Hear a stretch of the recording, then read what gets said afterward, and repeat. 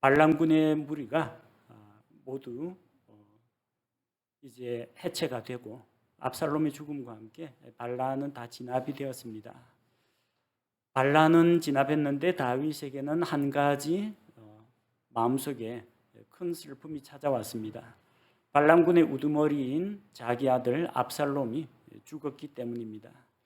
아마 나중에 전말을 들었을 겁니다. 압살롬이 어떻게 죽었느냐. 상수리 나무 밑에 노새를 타고 지나가다가 머리카락이 걸려서 공중에 매달렸는데 그것을 발견하고 요압 장군에게 보고했더니 요압이 자기 청년들을 데리고 가서 단창을 가지고 압살롬을 찔러 죽였다라는 것을 들었을 겁니다.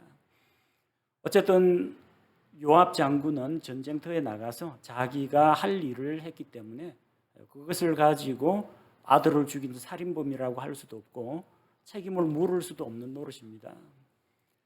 그 모든 압살롬의 죽음의 책임이 누구에게 있느냐보다도 다윗에게 가장 중요한 것은 자기가 사랑하던 그 아들이 죽었다는 겁니다. 그래서 다윗은 아들로 인해서 애곡을 합니다. 다윗이 자기 아들 압살롬 때문에 애곡하고 있다는 것을 사람들이 이제 요압에게 또 알립니다.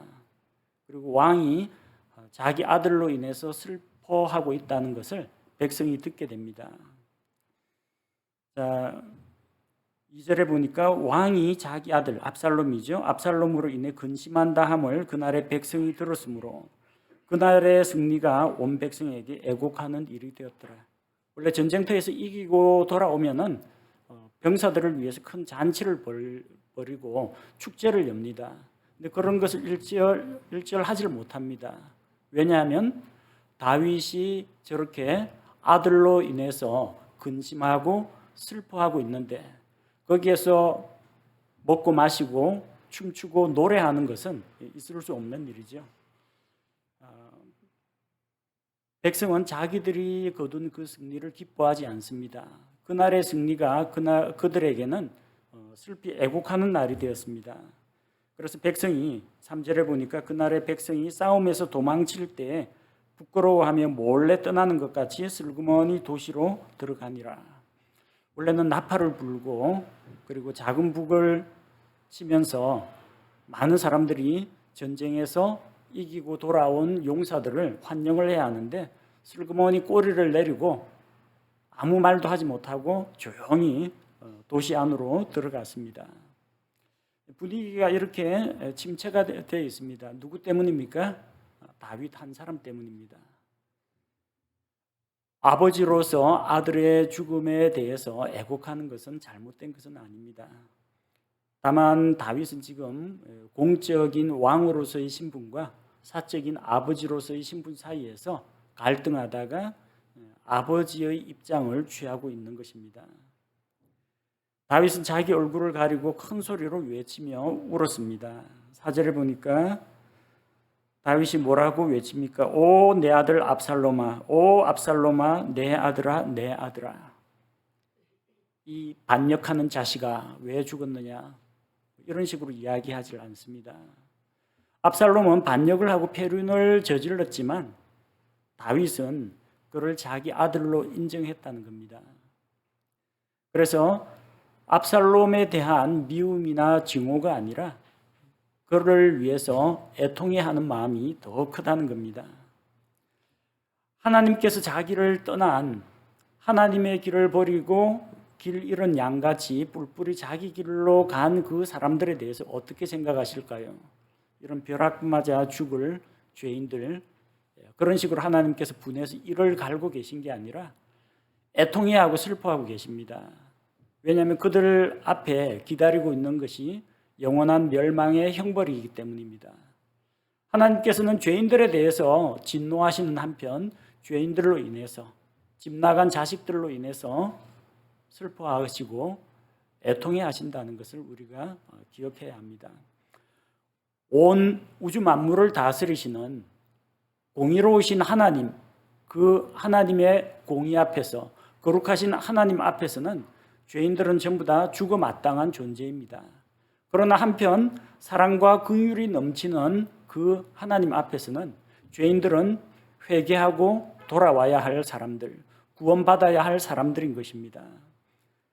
다윗의 이 두 가지 모습, 반역자를 처단해야 하는 왕의 입장과 또 아들을 할 수만 있다면 살려서 데려와서 화해하기를 원하는 아버지의 마음, 이 두 가지 다윗의 신분을 통해서 우리는 죄인들에 대해서 엄정하게 심판하시는 하나님과 죄인들이 돌아오기를 기다리는 아버지 하나님의 마음을 엿볼 수가 있습니다. 다윗이 이렇게 전쟁에서 이기고 돌아온 백성을 부끄럽게 만들고 또 전체 이 축제의 분위기를 우울한 이런 분위기로 만드니까 가장 신경이 쓰이는 사람은 요압입니다. 자기가 압살롬을 죽인 것도 있지만 자기는 군대 대장으로서 백성을 이끌고 나가서 마땅히 싸워야 할 싸움을 싸우고 돌아왔습니다. 그런데 이 다윗이 아버지의 입장만을 고수하고 백성의 마음을 몰라주기 때문에 다윗에게 직언을 하러 찾아가게 됩니다.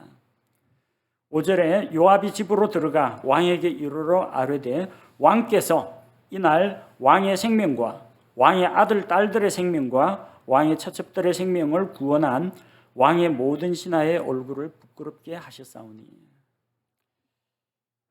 요압은 군사들을 이끌고 가서 싸웠습니다. 당일에 수많은 사람들이 피를 흘리고 죽거나 부상을 입었습니다.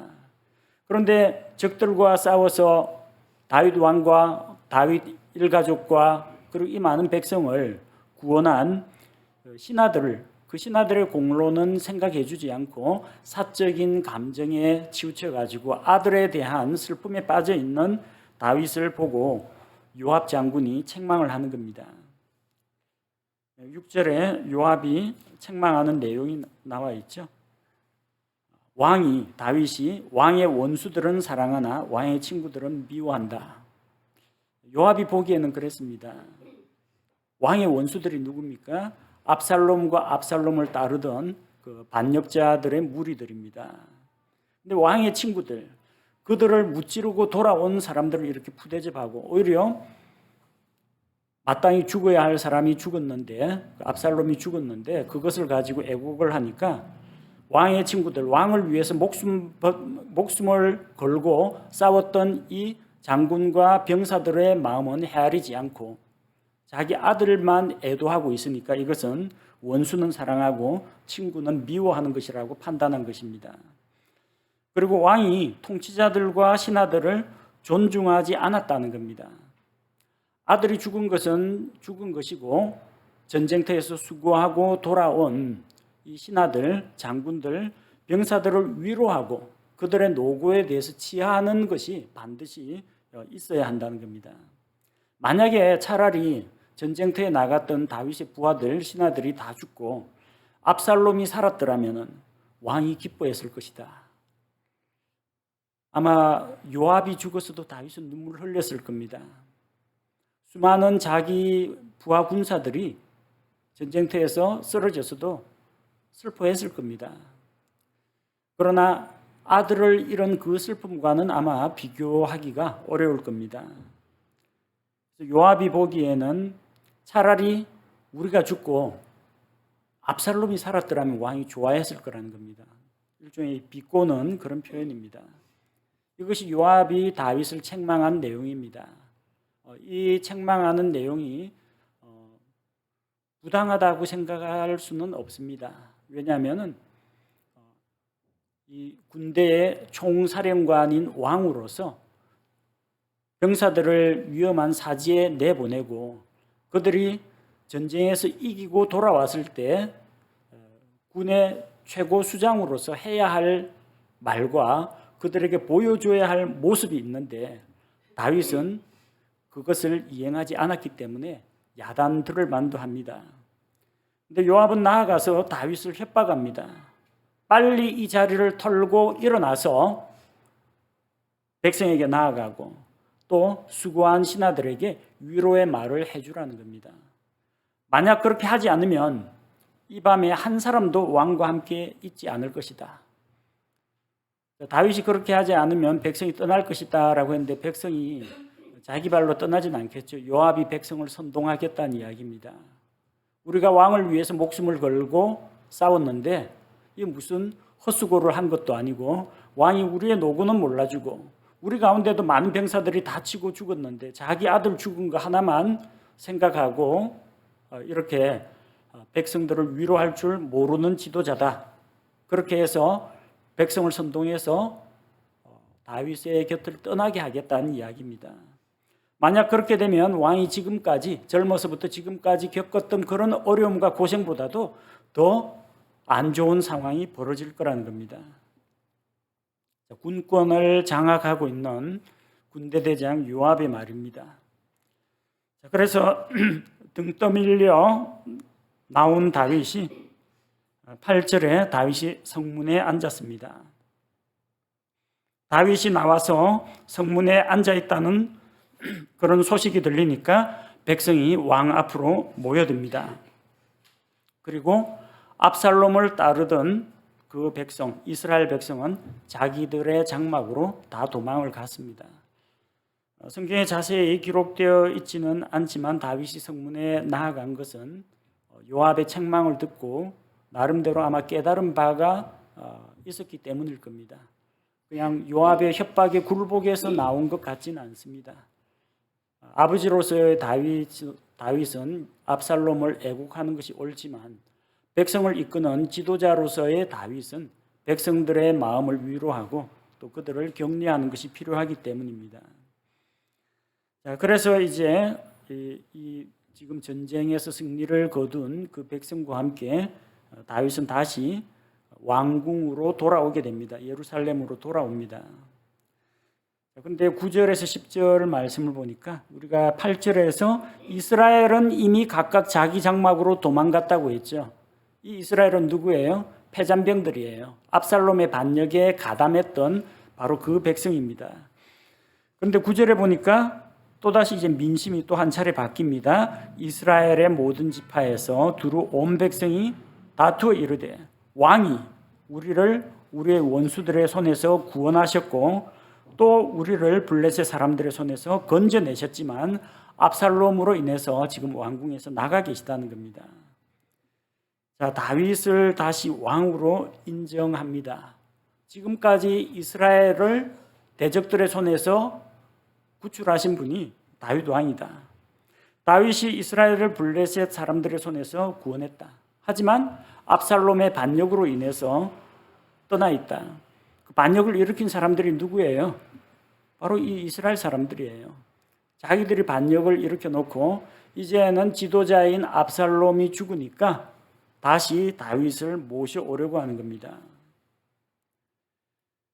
10절에 누가 압살롬에게 기름을 부어서 왕으로 세웠습니까? 누가 다윗이 멀쩡히 살아있는데 압살롬 편에 가담했습니까? 바로 그 사람들이에요. 10절에 우리가 기름을 부어 우리를 다스리게 한 압살롬은, 자, 압살롬을 반역을 일으킨 주모자인 건 맞는데 거기에 동조한 사람들은 압살롬과 똑같은 반역자라는 겁니다. 그 압살롬은 싸움에서 죽었으니 그런즉 이제 너희가 어찌하여 왕으로 도로 모셔올 일에 관해 한마디도 하지 아니하느냐. 다윗 왕을 이제 모셔와야 한다는 겁니다. 자기들이 압살롬에게 기름을 부어서 왕으로 세우고 하나님께서 세운 게 아닙니다. 사람들이 기름을 부어서 그를 왕으로 임명했습니다. 근데 이제 와서 자기들의 지도자가 죽고 백성이 뿔뿔이 흩어지니까 자기들의 반역에 대해서 뉘우치고 반성하는 건 없고 아무 일 없었다는 듯이 이제는 다윗 왕을 다시 모셔와야 한다. 우리를 대적의 손에서 건져주실 분은 다윗 왕밖에 없다. 다시 다윗 왕을 불러들이려고 합니다. 자, 이런 이야기가 이스라엘 전역에 이제 퍼져나가고 있는데 다윗은 그 왕을 모셔오는 일을 유다 지파에서 앞장섰으면 좋겠다 그렇게 생각한 겁니다.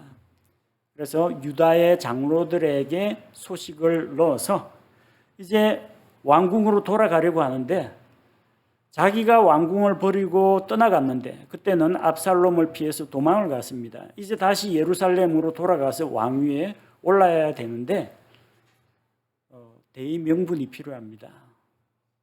하나님께서 그를 왕으로 세웠지만 민심이 이탈을 해서 압살롬을 따랐습니다. 그러면 이걸 관계를 회복하는 방법은 다윗이 내가 압살롬 죽였으니까 반역자들 다 나와라. 이제 내가 너희를 치료하겠다. 이런 식으로 돌아오는 것이 아니라 백성이 먼저 우리가 다윗을 저버렸는데 이제 다윗을 다시 왕으로 모셔드리겠습니다 하는 이야기가 백성들 입에서 나와야 돼요. 근데 그게 반역을 저질렀던 압살롬을 따랐던 저 무리들보다는 자기와 같은 지파, 자기의 골육에 해당되는 유다 지파에서 그 일을 추진을 했으면 좋겠다는 겁니다.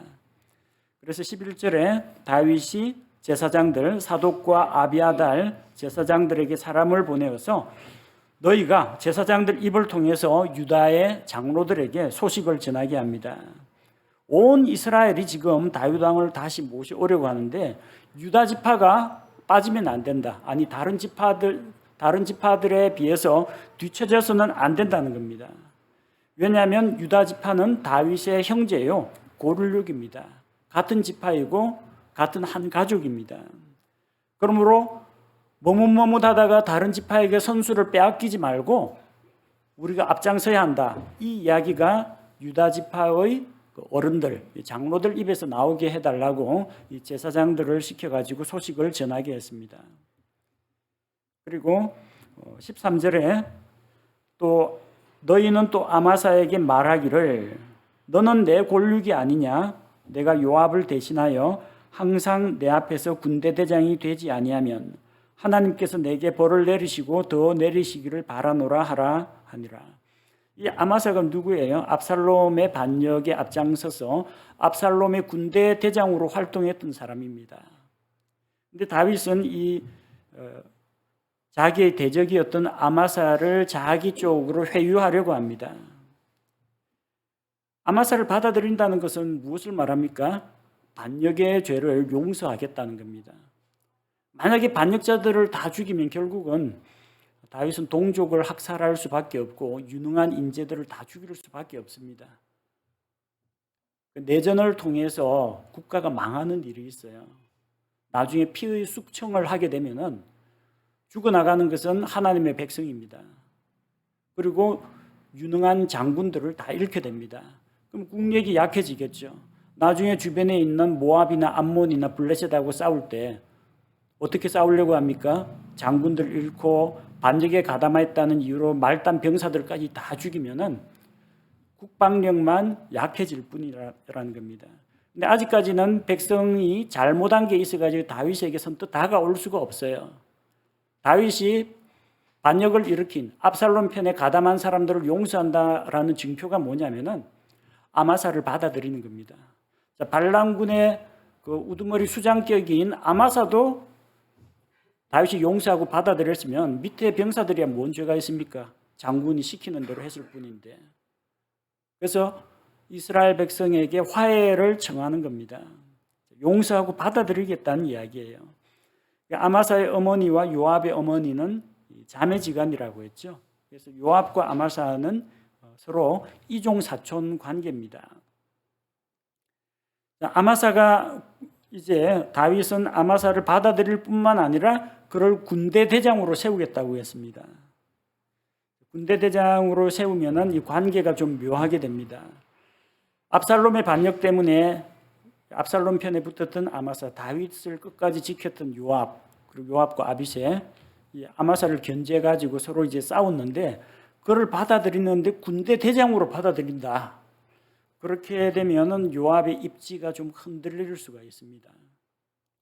다윗은 아마도 그 아마사를 등용해서 왕권을 위협하는 요압의 세력을 견제하려고 생각했던 모양입니다.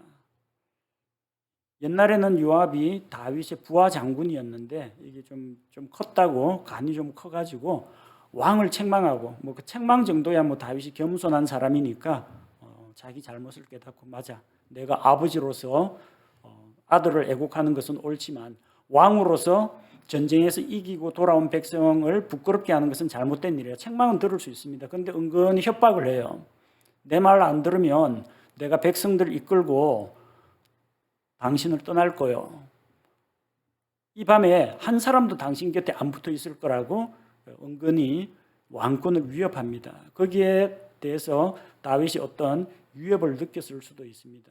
군권이 강해지면은 국방력은 강화가 되겠지만 그만큼 왕의 권위가 위협을 받을 수 있다는 겁니다. 그래서 요압과는 대척 관계에 있던 그 아마사를 등용해 가지고 이 아마사를 통해서 요압과 아빗의 이 세력을 견제하려고 하는 겁니다. 자, 그리고 다윗의 그 이야기를 듣고 제사장들로부터 유다의 장로들이 다윗의 그 의중을 듣고 유다 사람들이 마음이 이제 다윗을 향하게 됩니다.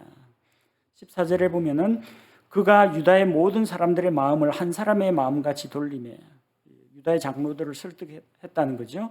그들이 왕에게 이 말을 보내어 이르되, 유다 지파의 입에서 이 이야기가 나옵니다. 왕과 왕의 모든 신하들은 돌아오소서. 반역자의 무리는 주께서 멸하셨나이다. 왕이시여 다시 우리에게로 돌아오소서.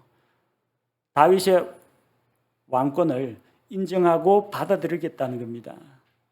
자, 그래서 이제 다윗이 백성과 화해하고 또 왕궁으로 돌아갈 수 있는 합당한 명분이 생겼습니다. 그래서 15절에 왕이 돌아와서 요르단에 이르매 유다가 왕을 맞으러 가서 왕이 요르단을 건너도록 안내하려고 길갈로 오니라. 유다 지파에서는 요르단 강가 제일 가까운 도시 이제 길갈이죠. 옛날에 여호수아가 백성을 이끌고 요르단 강을 건너 가지고 길갈에 진을 쳤는데 그 길갈까지 내려왔습니다. 그래서 이제 배를 보내 가지고 건너편에 있는 다윗 왕을 자기들이 모셔오려고 하는 겁니다. 오늘 이 사건들을 우리가 살펴보면서 다윗 왕이 아들을 위해서 애곡하는 것을 보고 백성 중 아무도 승리의 기쁨에 도취돼 가지고 잔치를 열거나 노래를 부르거나 춤을 추거나 하지 않았다는 것을 볼 수 있습니다. 왕과 백성은 한 마음을 이루어야 됩니다. 왕이 아들로 인해서 애곡하는데 백성이 어떻게 잔치를 열겠습니까? 왕은 백성의 아픔을 돌아봐야 합니다. 그리고 역으로 백성은 왕의 걱정과 슬픔에 함께 해야 합니다. 이것이 왕국이 왕을 중심으로 하나 되는 길입니다. 일방적으로 강요할 수는 없습니다. 왕은 백성에게 동일시 안 해주는데, 백성의 고초를 몰라주는데 무조건 왕의 기분에 백성이 맞춰라, 이것은 옳지 않습니다. 다윗은 백성을 사랑했고 백성은 다윗을 왕으로서 인정하고 존경하고 사랑했습니다. 교회도 마찬가지입니다. 목회자가 병들거나 아프거나 건강하지 못하면 그건 온 성도들의 근심거리입니다. 목회자가 기쁨과 성령 충만과 활력이 넘치면 그거는 온 성도들에게 기쁨거리가 됩니다. 목회자는 성도들의 어려운 점을 돌아보고 성도들은 목회자가 무엇을 기뻐하고 무엇을 슬퍼하는지 그 의중을 헤아려 줄 때 교회 공동체도 한 마음을 이루고 그리스도 안에서 단결된 힘으로 앞으로 나아가고 주님의 맡기신 사역을 감당하고 원수 대적 마귀를 물리칠 수가 있는 것입니다. 그래서 다윗 왕의 마음에 동일시하는 백성의 마음을 통해서 우리 역시 우리 교회도 한 마음을 이루는 것이 필요함을 볼 수 있습니다. 다윗은 전쟁에서 돌아온 자들을 접대하지 않았습니다. 축하 잔치를 열지 않았습니다. 개인적인 자기 관심, 자기 생각에 빠져서 아들의 죽음에 대해서 슬퍼하는 것에 너무 몰두했기 때문입니다. 충분히 이해할 만합니다. 아들이 죽었는데 전쟁의 승리가 얼마나 기쁨을 줄 수 있겠습니까? 그러나 한편으로 또한 왕으로서 그는 신하들의 노고를 지하하고 그 그들의 사기를 진작시키고 백성들의 마음을 위로할 그런 위치에 있었다는 겁니다. 흔히들 우리 공과 사를 구분하라 그런 이야기도 하고 공적인 일에 사적인 감정을 개입하지 말라 이런 이야기들을 합니다.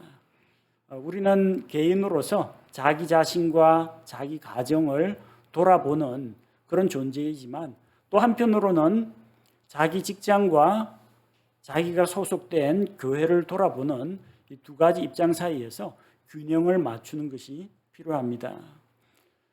자기 개인적으로 속상한 일 있고 스트레스 받는 일 있다고 그걸 가지고 직장에서 쌓인 걸 가지고 집에다가 가족들한테 푸는 것은 올바른 건 아닙니다. 집안에서 좀 부부싸움을 했다고 교회에 와가지고 나 지금 컨디션 안 좋아 아무나 건드리기만 해봐라 이런 식으로 하면은요 교회 분위기가 싸해집니다. 그래서 우리가 이런 것들을 주의해야 됩니다. 자기의 사적인 영역과 공적인 영역을 구분할 줄 아는 그런 지혜를 배워야 합니다. 또 오늘 다윗에게 책망하고 다윗을 은근히 협박한 그 요압을 볼 수가 있습니다. 물론 요압은 다윗의 신하로 전쟁에 나가서 많은 공을 세웠습니다. 하지만 이스라엘을 다스리는 그 왕국에서 군대 대장이 되어서 군권을 실권을 잡게 되자 다윗 왕을 은근히 견제하고 무시하고 자기가 조종하려고 하는 이런 태도를 보였습니다. 그런 요압의 교만은 누가 꺾을 수 있을까요? 다윗은 자기 힘이 약하여 이새의 아들들, 자기가 이새의 아들 다윗은 이 스루야의 아들 요압과 아비새를 견제할 힘이 없었습니다. 그 문제를 누가 해결합니까? 나중에 하나님께서 해결해 주셨습니다. 다윗 때 그렇게 세도를 부리고 권세를 잡았던 요압도 결국은 반역자가 됩니다. 아도니아의 왕위 즉위식에 참석해서 그쪽 편에 섰다가 결국은 다윗의 아들 솔로몬에게 죽임을 당하게 됩니다. 힘을 얻은 자, 권력을 얻은 자가 조심해야 될 것이 그 힘을 함부로 사용하거나 남용할 때 반드시 문제가 일어납니다. 낮은 사람에게는 그런 문제가 일어나지 않습니다. 내세울 것도 없고 자랑할 것도 없고 하나님 앞에서 그저 부족한 죄인입니다 하는 사람한테는 그렇게 위세에 떨거나 남을 위협하거나 협박할 그런 일이 없습니다. 그러나 권세를 잡은 자, 많이 안다라고 생각하는 자, 자기가 많은 것을 가졌다라고 생각하는 자, 마음이 부해진 자는 자기도 모르게 그런 교만에 빠질 수가 있습니다. 누가 하나님께 반역을 일으켰습니까? 하나님의 왕자를 가까이에서 호위하던 그룹들 중에 하나, 루시퍼가 반역을 일으켰습니다. 가장 지혜롭고 능력이 많고 하나님께서 가장 아름답게 만들어 주셨는데 마음이 부요해져서 하나님의 자리까지도 넘보게 되었던 것입니다. 그래서 우리가 높아질 때 조심해야 됩니다. 낮아질 때 하나님 앞에서 이것을 겸손해지는 기회로 삼아야 하고 높아질 때는 자기 마음이 교만해지지 않도록 하나님 앞에서 자기를 낮추는 예수님께서 자기 자신을 겸손하게 낮추고 죽기까지 십자가에서 죽기까지 복종하신 것처럼 우리도 겸손을 배워야 합니다. 사무엘기하에 기록된 이런 다양한 인간 군상들 통해서 우리가 어떠한 사람이 되어야 하는지, 인간의 본성은, 사람의 본성은 얼마나 간사하고 악한지 이런 것들을 생각하는 기회가 되었으면 합니다. 함께 기도하겠습니다.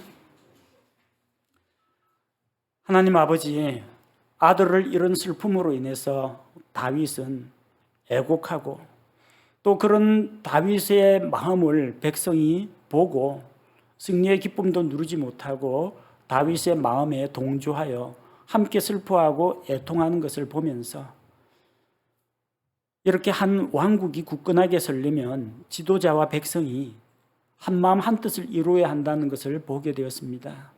우리 교회가 주님과 한마음을 이루게 하시고 또 목회자로서 성도들을 돌아보고 성도들이 목회자의 삶을 돌아보는 가운데 우리가 서로를 배려하고 섬기는 가운데에서 한마음을 이루고 한마음이 된 우리 교회가 주님의 사역을 능력 있게 감당하고 또 원수 대적을 물리치는 그런 놀라운 일들을 할 수 있게 도와주옵소서. 우리는 연약한지라 때로는 자기 자신의 감정에 치우쳐서 공적인 것들을 잊어버릴 때가 있습니다. 다윗 역시 아버지로서의 그 마음을 주체하지 못하여 공적인 왕으로서 해야 할 일들을 잊어버린 일들도 있습니다. 공과 사를 엄격히 구분하게 하시고 자기 자신의 사적인 감정으로 인해서 가정이나 직장이나 교회 공동체를 망치는 일이 없도록 우리에게 지혜를 더하여 주옵소서. 한편으로는 높아진 자기의 신분과 권세를 믿고 다윗 왕을 책망하고 협박한 요압의 이런 모습을 보게 됩니다. 이것이 바로 우리 자신의 본 모습임을 알게 하옵소서. 약하고 가진 것이 없어서 순한 것처럼 보일 뿐이지 사람은 누구나 권력을 잡고 힘을 얻게 되면은 요압과 같이 변질될 수 있다는 것을 기억하게 하옵소서. 가장 아름답고 능력 있게 지혜롭게 창조된 루시퍼가 반역을 일으킨 것처럼 우리의 마음이 하나님 앞에서 교만하여 하나님을 떠나거나 주님께 반역을 일으키는 반역자가 되지 않도록 주님 도와주옵소서. 다윗이 반역을 일으킨 반역의 수장 압살롬을 위해 애곡하고 또 압살롬을 위해 싸웠던 아마사를 자기 사람으로 받아들이려고 하는 것을 볼 때 다윗의 용서하는 마음, 그 마음을 통해서 죄인들을 용서하고 받아들이시는 아버지 하나님의 마음을 배웁니다. 주님, 예수 그리스도께서 십자가에서 우리의 모든 죄를 담당하시고 죄인들을 받아들이신 것처럼 우리도 서로 용서하고 서로 불쌍히 여기며 인자하게 대하는 마음을 주옵소서. 예수님의 이름으로 기도합니다. 아멘.